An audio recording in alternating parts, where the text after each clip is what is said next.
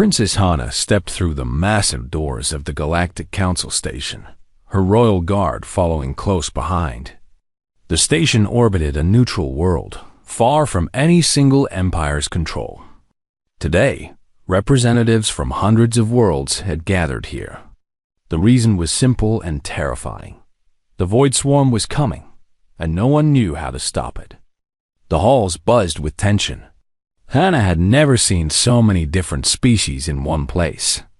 There were the tall, crystalline cryalians who sparkled under the lights. The four-armed Quallans moved through the crowds with practiced ease. Massive reptilian Drachna warriors stood like living statues near the walls.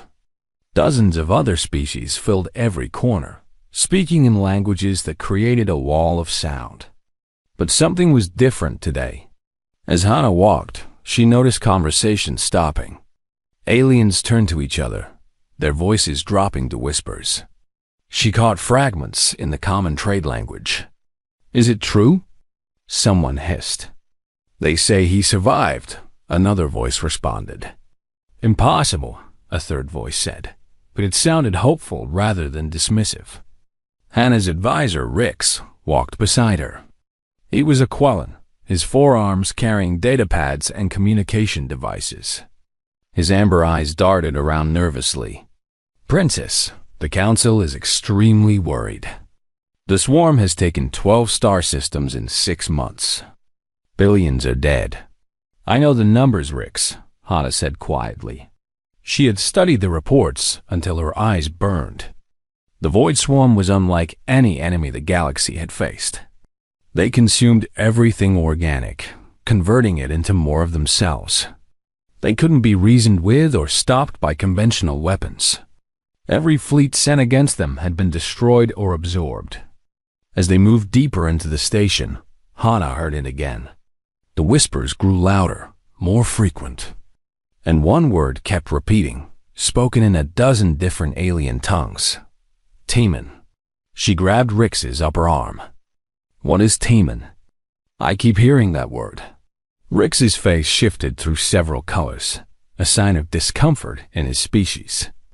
"Not what, Princess? Who? Timon is a human. A mercenary. And if the stories are true, he might be the most dangerous being in the galaxy." Hana felt a chill run down her spine. She had heard of humans before. They were the newest species to join the galactic community, only discovered 50 years ago. Most species found them odd. Humans were neither the strongest nor the smartest. They had average lifespans and no natural weapons. But they had something else. They refused to quit, even when any sane being would surrender. "Tell me about him," Hana commanded. Rick sighed, all 4 hands fidgeting with his datapads. 3 years ago, there was a place called Calderon Station. It was a military outpost on the edge of known space. The Void Swarm attacked it. 5,000 soldiers were stationed there. Every species you can imagine, the best warriors in the galaxy. They had ships, weapons, defensive shields, everything. And Hana prompted. "The station fell in 4 hours," Rick said quietly. "Everyone died.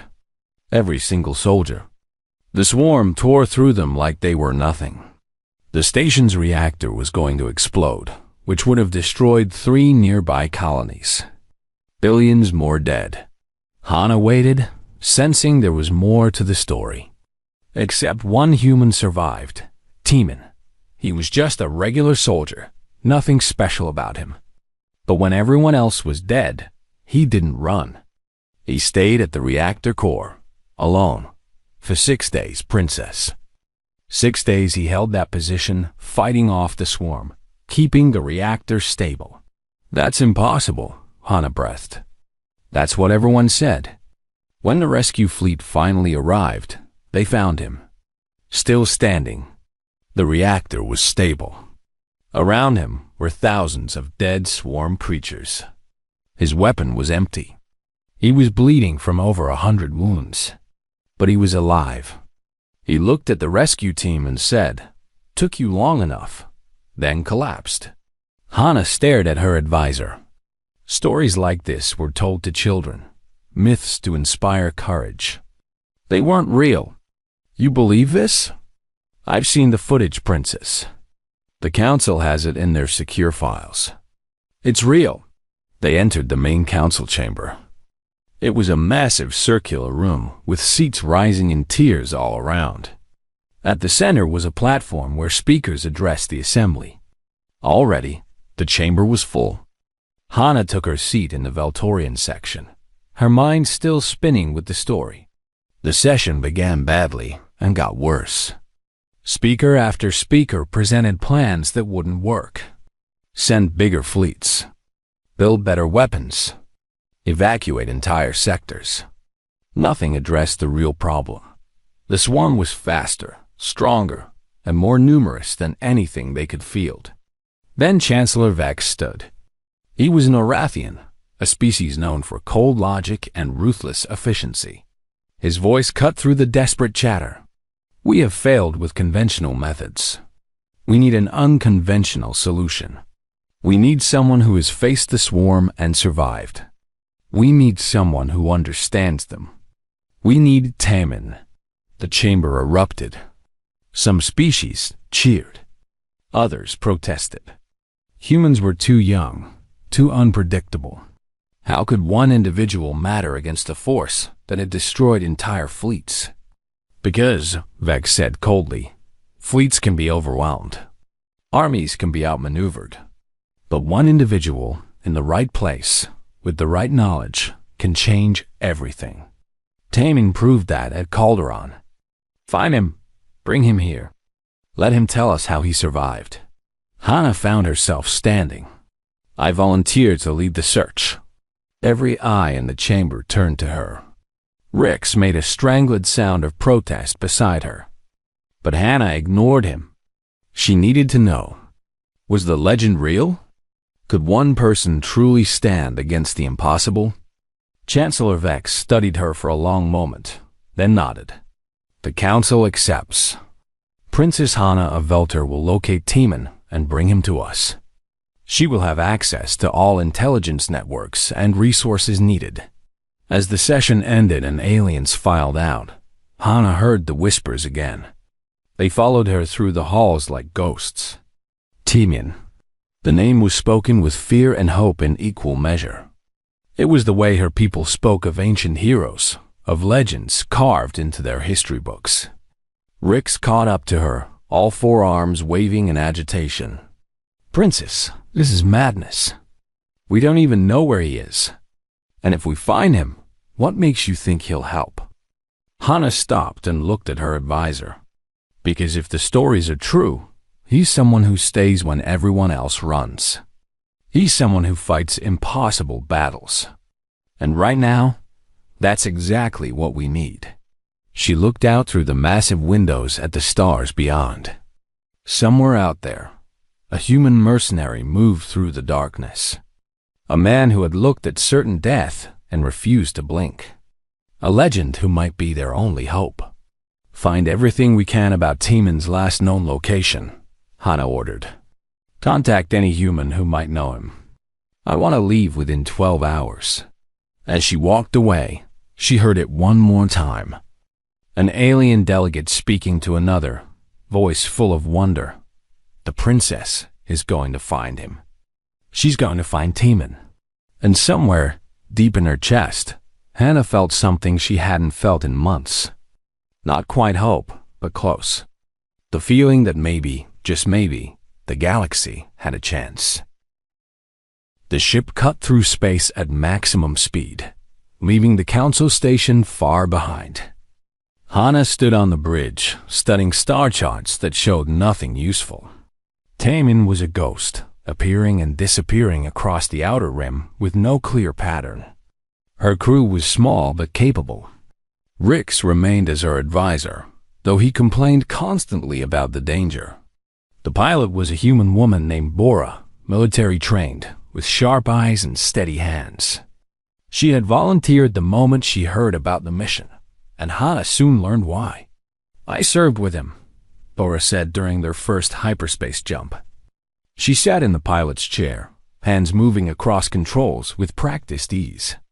5 years ago, before Calderon, we were in the same unit, standard peacekeeping operations on the frontier. What was he like? Hannah asked, desperate for any information. Bora was quiet for a moment, her eyes distant. Normal. That's what made it strange. He wasn't the biggest or the strongest. He didn't brag or show off. He did his job, looked after his squad, and kept to himself mostly. Just a good soldier. Nothing special. Then what changed? Calderon changed him, Bora said softly. He went into that station as one person and came out as someone else. The things he saw, the people he lost, it broke something in him. Or maybe it forged something new. I don't know. But when he walked out, covered in blood and still standing, his eyes were different. Like he'd seen the worst the universe could offer and decided it wasn't enough to stop him. Their first real lead came from a mining colony called Taros 9. It was a rough place, full of people who asked no questions and expected the same courtesy. The barkeeper, a scarred drachma with missing teeth, remembered a human matching Taman's description. A quiet guy, the barkeeper growled, wiping down the counter with a rag that looked dirtier than the surface.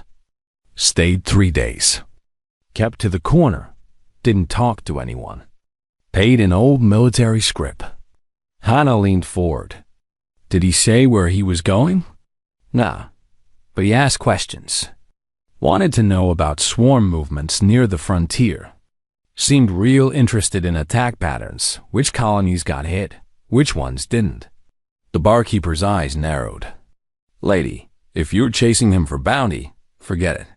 That human has a look about him. The kind that says he's already decided dying doesn't scare him. I'm not here for bounty, Hannah assured him. Did he mention anything else? Yeah, something about the silent sector. Said it was strange the swarm hadn't moved there yet. Rix pulled up information on his datapad, his face going pale. Princess, the silent sector is lawless space. No government, no law enforcement. Just smugglers, pirates, and exiles. Bora's expression hardened. He's not hiding there. He's hunting. Looking for patterns, studying the enemy. That's exactly what he'd do. They changed course, heading toward the silent sector. Along the way, more stories reached them.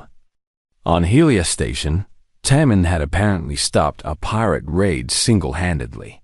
The station security chief, still amazed weeks later, described how one human had turned a losing battle around. He moved like he knew where every shot would be before it was fired, the chief said. Never hesitated, never missed. Pirates broke and ran. In the nebula wastes, colonists spoke of a quiet man with sad eyes who saved them from slavers. He stayed one night, refused payment, and left at dawn. He didn't act like a hero, an elderly colonist woman said. He acted like someone doing a job that needed doing. Nothing more. Each story added layers to the legend, but also revealed the man beneath. Tanin wasn't seeking glory. He was seeking something else. Purpose, maybe? Or redemption. The silent sector was as dark and dangerous as promised. Their sensors picked up dozens of ships, none broadcasting legitimate identification codes. Bora piloted with skill, avoiding confrontations, following Rix's analysis of swarm sighting patterns. If he's tracking the swarm, he'd be here, Rix said, pointing to a region of dead space between two dying stars. There have been scout reports, but no attacks. It's unusual. They were 30 minutes from the coordinates when pirates attacked. 3 ships, fast and heavily armed, appeared from behind an asteroid field. Warning shots crossed their bow. They want us to stop, Bora said, hands flying across controls. Not happening.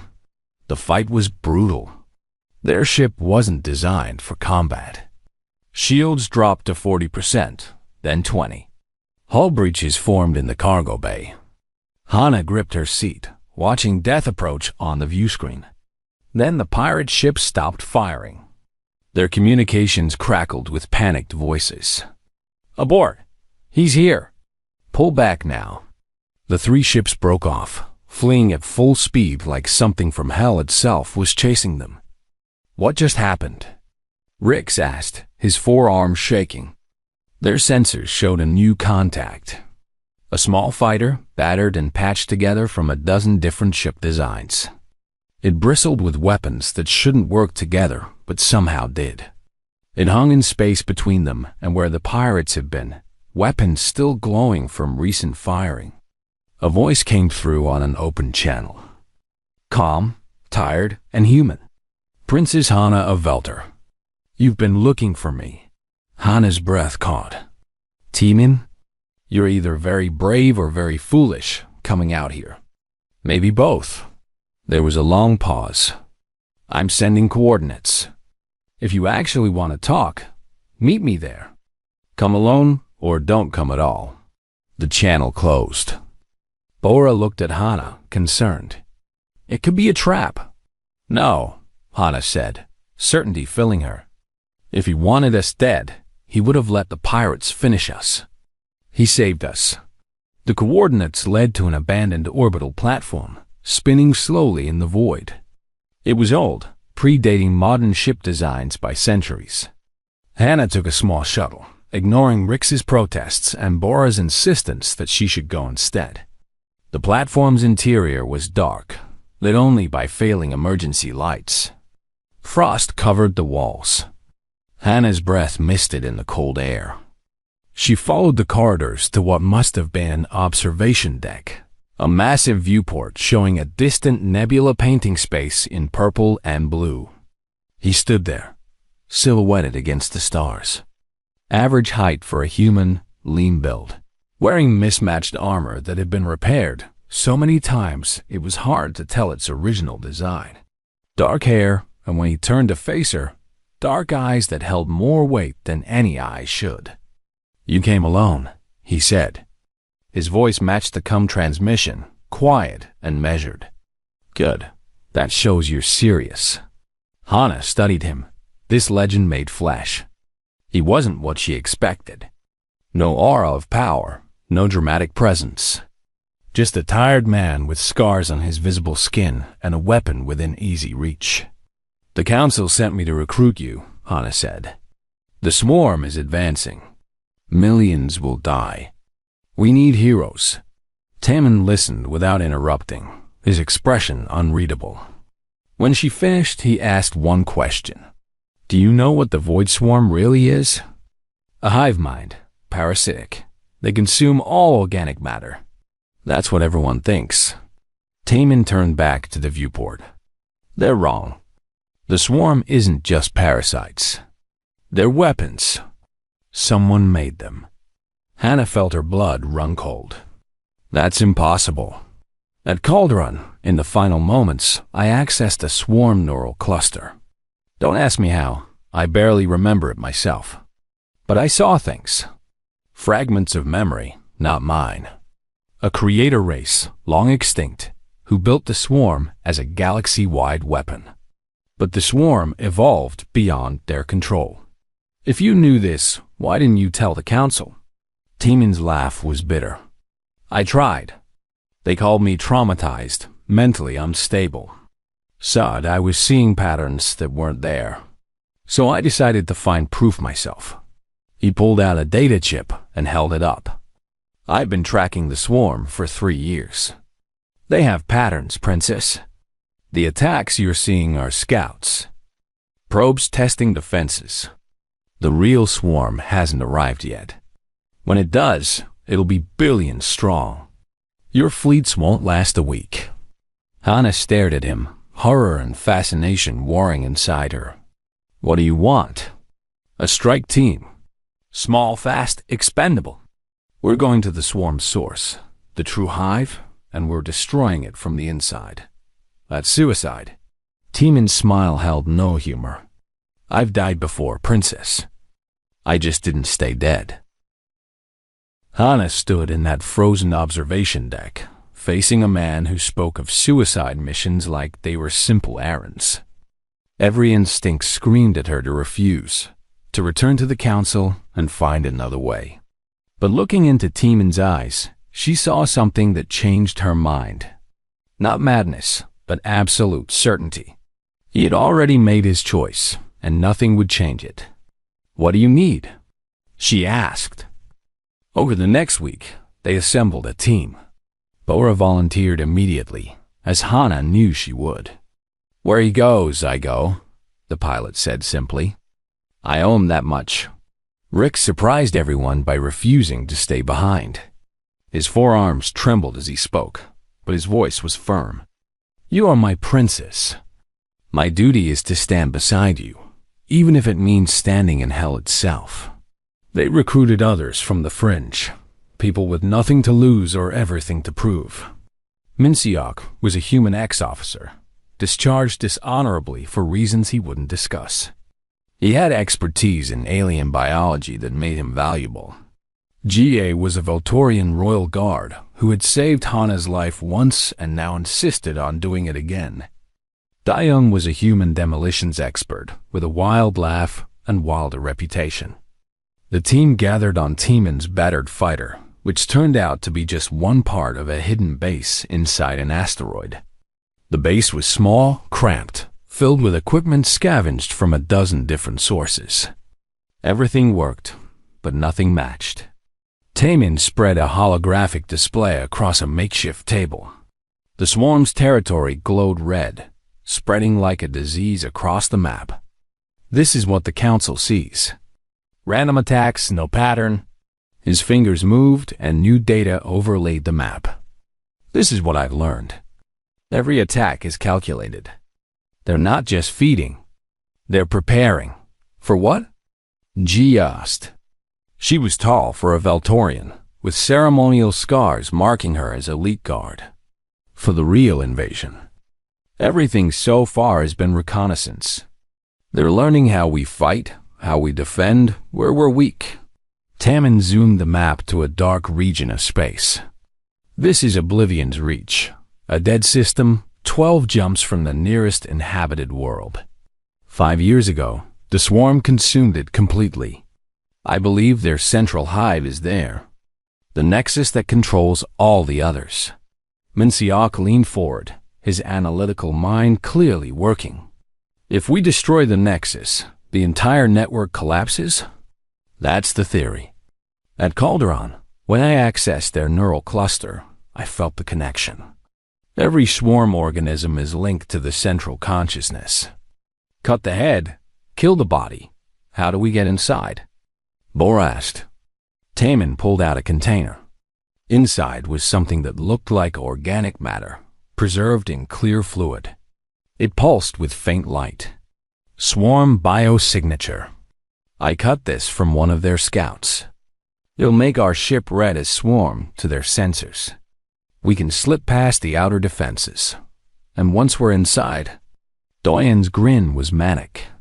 He was clearly enjoying this more than was healthy. "We plant this." Tammin held up a device about the size of a human fist. Weaponized antimatter. Enough to destroy a small moon. We place it at the nexus, set a timer, and the explosion will cascade through the entire neural network. Every swarm organism in the galaxy dies simultaneously. Rick's voice was small. "And how do we escape?" The silence that followed was answer enough. Tammin met each person's eyes in turn. "We don't.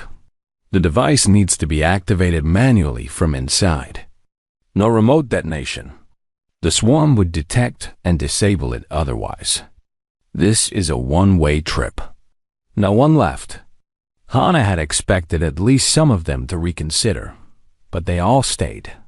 She realized then that Timon had chosen them carefully. Each person here had their own reasons for accepting death. Some sought redemption, others purpose. All of them understood what they were walking into. They spent days preparing. Tamon trained them obsessively, running combat drills until exhaustion forced them to stop. He taught them how the swarm fought, their patterns, their weaknesses. They're fast and strong, he explained, demonstrating on a practice dummy. But they rely on numbers and coordination. Disrupt their link to the hive mind, and they become confused. That's your advantage, the few seconds of chaos before they adapt. Late one night, Hannah found Tiemann alone in the cargo bay. He sat among stacked equipment, methodically cleaning weapons with movements so practiced they were almost meditation. She sat beside him, not speaking, just sharing the silence. "Why do you do this?" she finally asked. "You survived Calderon. You could have walked away, lived peacefully somewhere." Tiemann's hands paused, then resumed their work. "At Calderon, I made promises. To every person who died there, I promised I would make their deaths mean something. That I would stop the swarm, no matter what. I intend to keep that promise, even if it kills you. Especially then." He set down the weapon and looked at her. "You know what I learned at Calderon? That one person, refusing to give up, can hold back the darkness. Maybe not forever, but long enough for others to escape. Long enough for hope to survive. If my life can buy that for the galaxy, it's a fair trade." Hannah felt tears threatening and blinked them back. "You're not a hero, are you? You're just a man who refuses to let go. Maybe, or maybe that's what heroes are. Just people too stubborn to quit." The journey to Oblivion's Reach took 12 days. They traveled in a modified stealth frigate that Tiemann had acquired through methods he didn't explain. The ship was called Silent Blade, and it lived up to its name, moving through space like a ghost. During the trip, Hannah watched Tiemann interact with the team. He shared stories with Bora about their old unit, people they'd known, missions that went wrong and right. He taught Diane a human card game that involved lying convincingly. He sat in quiet companionship with Minsiok, two analytical minds finding common ground. He listened to Jihi's stories of Voltorian honor with genuine interest. These moments revealed the man behind the legend. He wasn't a cold killing machine or a fearless warrior. He was someone who cared deeply, who formed connections even knowing they would end. He laughed at Diane's jokes, complimented Bora's piloting, asked Rix about Quellan philosophy. He treated each person with respect and kindness, never mentioning that he was leading them to their deaths. On the 11th day, Hannah asked him about fear. They stood on the observation deck, watching hyperspace blur past. "Are you afraid?" "Terrified," Tiemann admitted. "Every day. I wake up afraid. I go to sleep afraid. But fear doesn't matter. Action matters. Doing what needs to be done despite the fear. That's what counts." "How did you survive 6 days at Calderon?" Tiemann was quiet so long that Hannah thought he wouldn't answer. "Then I didn't think. Thinking would have made me realize it was hopeless. So I just kept moving. One shot, one moment, one breath at a time. I told myself, just survive the next minute. Then the next. 6 days became 8,000 minutes. I survived them one at a time. On the 12th day, they arrived at Oblivion's Reach. The sight killed all conversation. Every planet in the system was covered in swarm biomatter. It pulsed and writhed, alive and hungry. Ships from 100 different species drifted as dead husks, consumed and converted into organic material. And at the system's heart was the hive. It defied description. Larger than a moon, smaller than a planet, it was a living structure that breathed and grew. Veins of luminescent material ran across its surface. Swarm ships moved around it like blood cells, organized and purposeful. This was the nightmare that wanted to consume the galaxy. "That's where we're going," Tiemann said quietly. "Into the heart of that." Hannah looked at her team. Bora's jaw was set with determination. Rix was praying in his native language. Minsiok studied the hive with scientific fascination. Jie gripped her weapon until her knuckles turned white. Doyan laughed, high and nervous. "Well, Doyen said. At least it'll be memorable. They activated the biosignature. The ship's readings changed, flickering to match swarm patterns. Slowly, carefully, they approached the hive. No alarms sounded. No ships moved to intercept. They were invisible, camouflaged as one of the enemy. The hive's surface opened like a mouth, pulling them inside. The hive swallowed them whole. The ship landed on a surface that felt like skin, warm and pulsing with alien life. The walls around them contracted, pulling them deeper inside. Through the viewports, they saw tunnels of organic matter, veins carrying nutrients, chambers filled with sleeping swarm warriors. "Everyone suit up," Teeman ordered. His voice was calm, but his hands moved with urgent precision. "Brothers on. Weapons ready. Once we leave the ship, we move fast and quiet. Any noise could alert the entire hive." They disembarked into a nightmare. The tunnel stretched ahead, lit by bioluminescent nodes that pulsed like heartbeats. The walls were wet, breathing, alive. The air tasted wrong, even through the brothers, thick with chemicals that made their eyes water. Somewhere in the distance, they heard sounds. Clicking, scraping, the movement of countless organisms. Teeman led them forward, weapon ready, every movement careful. He seemed to know where to go, navigating by instinct and memory of Calderon's similar layout. The hive's internal structure followed patterns, he had explained. The same design repeated across every swarm installation. Like cells in a body, they moved through passages that twisted and turned, always descending deeper. Sometimes they heard warriors moving nearby and had to press against the walls, praying their disguise held. Once, a group of swarm creatures passed within meters, their clawed feet scraping the floor, but they ignored the humans. The biosignature worked. Hours passed. Hannah lost track of time in the eternal twilight of the hive. Her legs burned from constant movement. Sweat soaked her clothes under the suit. But Teeman never slowed, never hesitated. He moved like he had done this 1,000 times, though she knew he hadn't. He simply refused to show doubt. Minsiok accidentally brushed against a neural tendril hanging from the ceiling. It was an innocent mistake, barely any contact. But the effect was immediate and catastrophic. The tendril pulsed bright red. Alarms erupted through the hive. Biological screams that hurt their ears even through helmets. "Run!" Teeman shouted. They ran. Behind them, the walls began moving, opening. Warriors emerged, massive creatures of chitin and rage. They were built for killing, with claws that could tear through armor and mandibles that could crush bone. They moved with terrifying speed, driven by the hive's singular purpose. Doyun turned, throwing charges behind them. The explosions shook the tunnel, bringing down sections of the organic ceiling. It bought them seconds. Bora fired her weapon in controlled bursts, dropping warriors that got too close.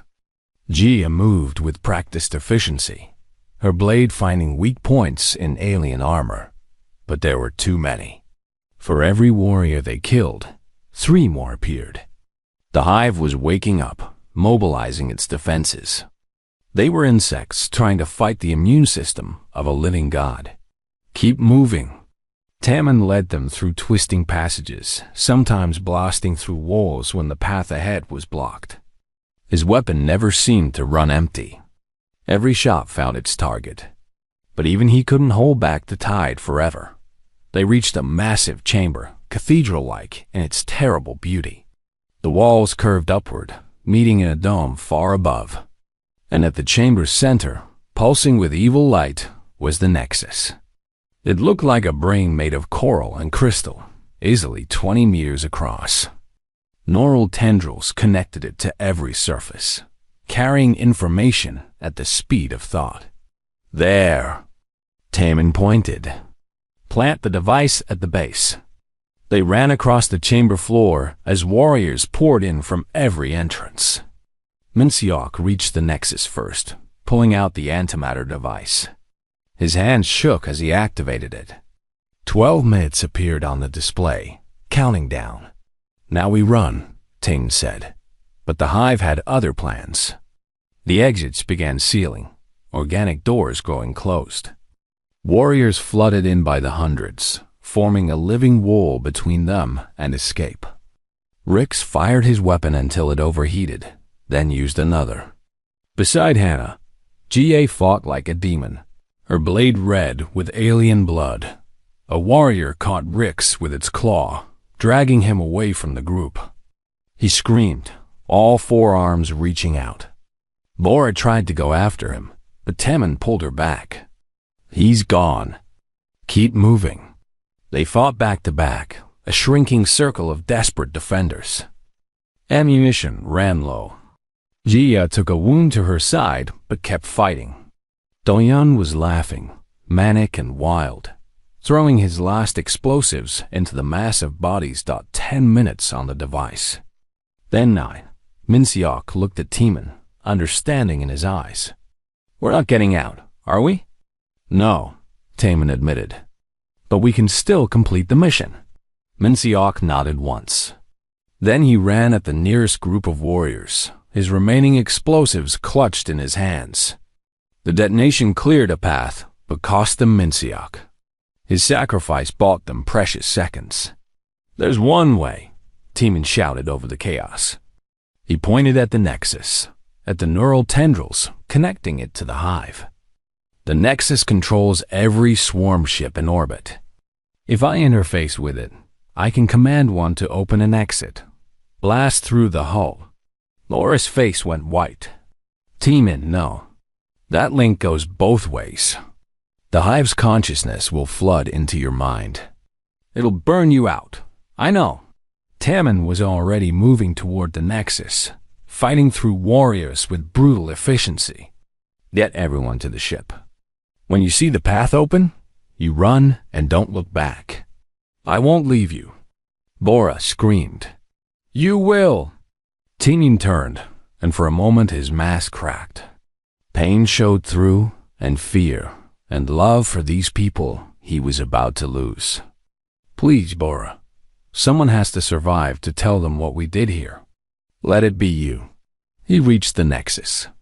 The neural tendrils writhed like snakes. Temin took a breath, then plunged his hand directly into the massive organic circuitry. His scream was inhuman. The Nexus lit up like a star, blazing with light and power. Temin's body convulsed, muscles seizing. Blood poured from his eyes, his ears, his nose. The hive's consciousness was flooding into him. A billion alien thoughts trying to overwhelm his human mind. But Temin held. Somehow, impossibly, he held. His other hand still gripped his weapon, firing at warriors that tried to approach. His voice roared, words in a language that shouldn't come from human throats. Commands burning through the neural network dot above them. Something massive moved. A swarm cruiser, kilometers long, broke from its orbital pattern. Its weapons charged, aimed at the hive itself. Then it fired. The explosion tore through the hive's outer hull, creating a tunnel to open space. Atmosphere rushed out, carrying warriors with it. The path to their ship was clear. Go! Temin's voice was barely recognizable. Damaged by whatever was happening to him, Hannah grabbed Bora, who stood frozen, staring at Temin. Jie helped, and together they dragged the pilot toward the ship. Diane ran ahead, clearing the path. Hannah looked back once. Temin stood at the Nexus, one hand still connected, the other still firing his weapon. Warriors surrounded him, but he kept fighting. His body was breaking down, skin cracking, blood flowing freely. But he was still standing, still holding the line. Their eyes met across the impossible distance. Temin nodded once, a final goodbye. Then Hannah was being pulled into the ship, the door sealing behind her. Bora, tears streaming down her face, slammed the controls. The ship launched, engines screaming, tearing away from the hive. Behind them, The countdown reached 0. The antimatter device exploded. The nexus, that pulsing brain of the swarm, simply ceased to exist. The explosion spread through the neural network like lightning, cascading from connection to connection.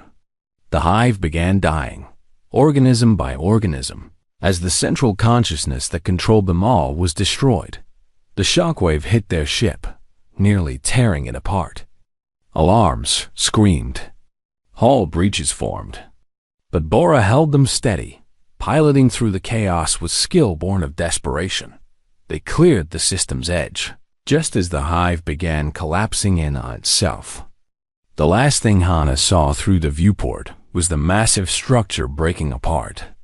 Chunks of dead biomatter drifting into space, and somewhere in that destruction, a human who had given everything to save people he barely knew. A legend who had become real, then became a sacrifice. The silent blade limped back to Council space, held together by emergency repairs and Bora's stubborn will. The ship was a wreck. Hull breaches covered with temporary patches. Systems failing one by one. But it flew, carrying its survivors home. News traveled faster than they did. Across the galaxy, swarm organisms simply stopped. On colony worlds under attack, warriors fell mid-stride. In space, swarm ships went dark and drifted. The neural network that connected them all had been severed. Without the nexus to guide them, they were just dead organic matter. The galaxy erupted in celebration. Parades in every major city. Songs of victory sung in 1,000 languages. The war that should have consumed everything ended before it truly began. Billions of lives were saved. Entire civilizations had been given a future. But Hana felt nothing except emptiness. They reached the Council station 3 weeks after the mission. Medical teams rushed aboard, treating Jihee's wounds and checking everyone for radiation exposure. Officials demanded reports, explanations, proof of what had happened. Hana stood before the full Council assembly and told them everything. She described the hive, the nexus, the fighting. She named every team member, explained how each one died. When she spoke Taemin's name, describing his final moments, the entire chamber fell silent. Even the most cynical delegates bowed their heads. Chancellor Vex stood, his cold Arathian features showing something like emotion. The human Taemin will be remembered as the savior of the galaxy. His name shall be recorded in every culture's annals. Monuments will be built. Songs will be sung. He gave everything so that we might live. The words sounded hollow to Hana. Taemin hadn't wanted monuments or songs. He had wanted to keep a promise to people who died 3 years ago. He had wanted to make sure what happened to him never happened to anyone else. Bora took it hardest. She drank too much, isolated herself, stopped sleeping. Hana found her one night in an empty observation deck, staring at an old photo. Young faces smiled up from the image, a military unit before deployment. Bora pointed to one figure, a human man with dark hair and a genuine smile. That's him. Before Calderon. Before everything. He was going to retire after that tour. Buy a small place somewhere quiet. Maybe teach. Bora's voice cracked. He was supposed to outlive us all. He was too stubborn to die. Hana sat beside her, not speaking. What could she say? That his death mattered? That he died a hero? Bora knew that. It didn't make the pain less. A month later, they held a memorial at Calderon Station. The station had been rebuilt, cleaner and stronger than before. At its center, they erected a monument. It was simple, just a black wall with names carved in glowing letters. Every soldier who had fallen during the original siege was listed. And at the center, larger than the rest, one name, Taemin. Representatives from 1,000 worlds attended. The ceremony lasted hours. Speaker after speaker praised his courage, his sacrifice, his legacy. Hana gave a speech, though her words felt inadequate. How could she capture in language what Timon had been? How could she explain to people who hadn't been there what it meant to watch him hold that line? Life continued. The galaxy moved forward. New problems emerged. Old conflicts resumed. The swarm became history, a nightmare defeated. Taming became legend, his story growing with each retelling.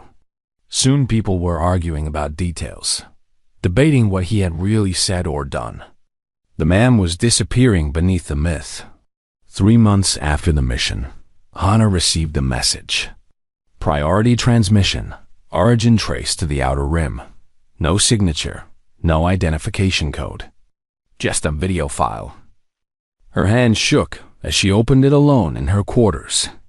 The video showed a small medical facility, human-run, on some nameless colony. A doctor spoke to the camera, voice tired but amazed. "We found him 4 days ago. Escape pod, badly damaged, drifting in dead space. The person inside was barely alive. Massive neural damage, radiation poisoning, burns covering most of his body. We shouldn't have been able to save him. We almost didn't." The camera moved, showing a recovery room. A figure lay in a medical bed, wrapped in bandages, connected to machines. The doctor continued. "He woke up yesterday. Can't talk yet. Damaged vocal cords. But he's stabilizing. Whoever he is, he's a fighter. I've never seen anyone survive injuries like this." The camera zoomed on the patient's face. Scarred, thinner, marked by terrible suffering, but unmistakable. Hannah's breath caught in her throat.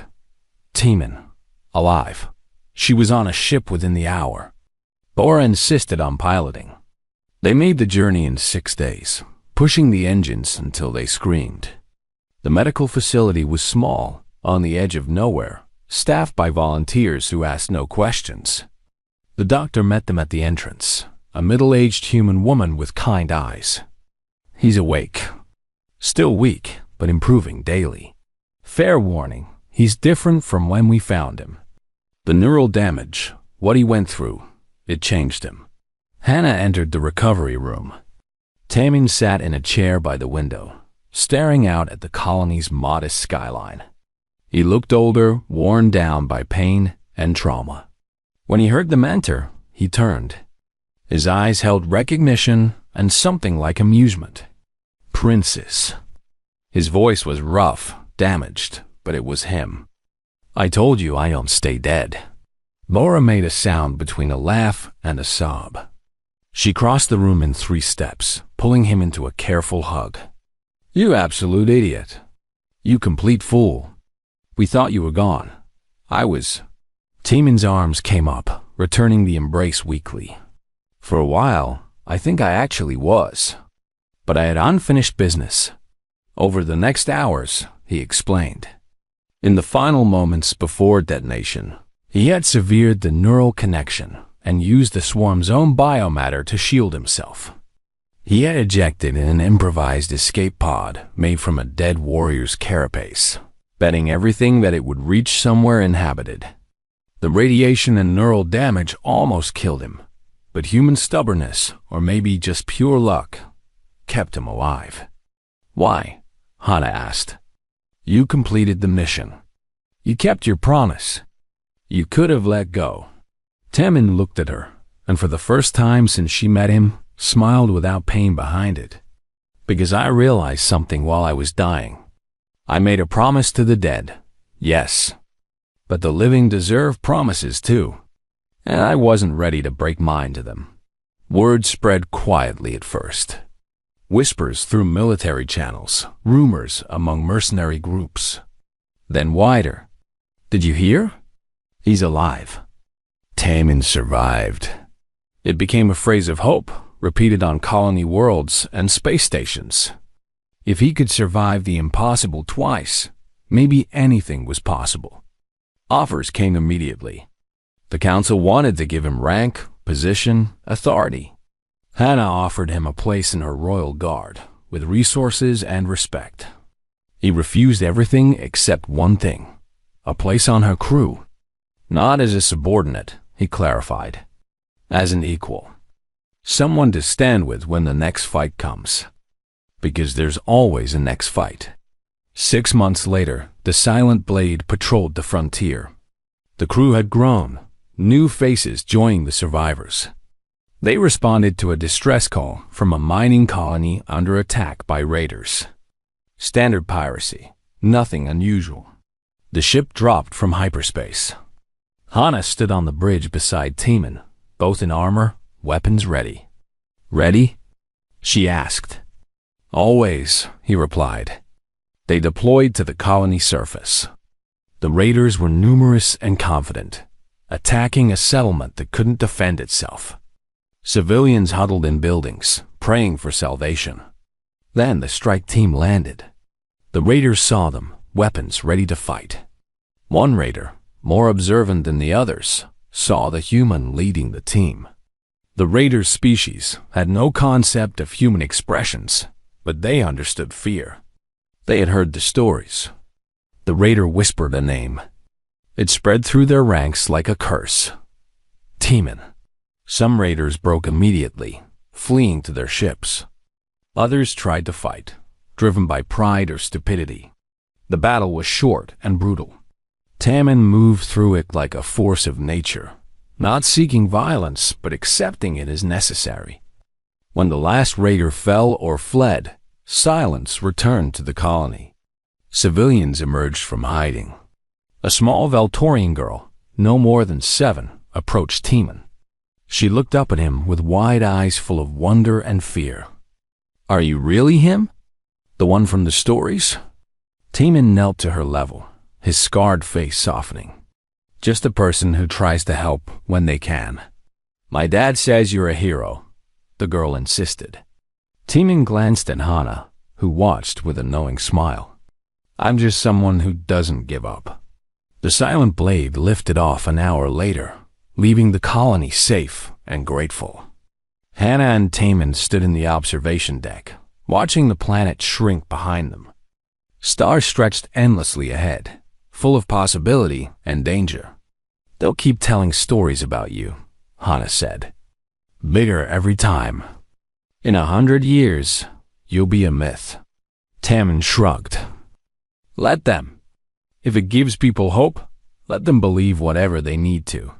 And what do you believe in, Timon? He was quiet, considering the question seriously. Finally, he answered. I believe that one person, in the right place at the right time, refusing to give up, can change everything. I've seen it happen. I've lived it. And I'll keep believing it until the day I actually stay dead. Hana smiled. Which hopefully won't be for a long time. Hopefully. Timon's expression turned thoughtful. Though knowing my luck, probably not. They stood together in comfortable silence. Two people who had faced the worst and survived. Around them, the crew worked,